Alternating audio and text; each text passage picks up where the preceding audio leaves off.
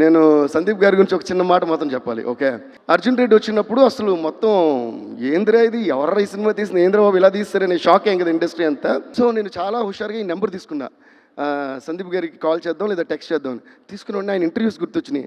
అమ్మ నేను ఫోన్ చేసినప్పుడు కంగ్రాట్స్ అంటే నాకు తెలియదా పెట్టబోయే ఫోన్ అని అంటారేమో అని నేనే అనుకున్నా.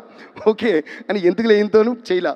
నేను చూస్తే ఇది కోపం పడతారేమో అని నాకే భయం వేసి అడిగి తిరిగి డ్యాన్స్ చేసుకుంటున్నా ఆ టైప్లో. కట్ చేస్తే టక్ టక్ టక్ అని ఓ 4 క్లోజప్ కట్ చేసి దగ్గర ఉన్నారు. దేవ్ గారు మీరేంటి డ్రింక్ చేయరు, స్మోక్ చేయరు, అయినా మొత్తం నైట్ డే అంటే ఇలా డ్యాన్స్ చేస్తానే చాలా సరదాగా మాడుతున్నారు. నేను అది చూస్తే తర్వాత మీ పాటలు గీట్లు అని చెప్పి he was very very sweet to me and I was only looking at him అని. You know what I said, sir I'm very sorry sir, I have to apologize to you అన్న. ఆయనకి అర్థం కాల, ఎందుకంటే మీరు అసలు నేను మాట్లాడినా మీరు మాట్లాడరు, మీరు చాలా కోపమైన మనిషి, కోపిష్టి. ఇలాగైతే నేనే ఒక ఇమేజ్ ఫామ్ చేసుకున్నాను.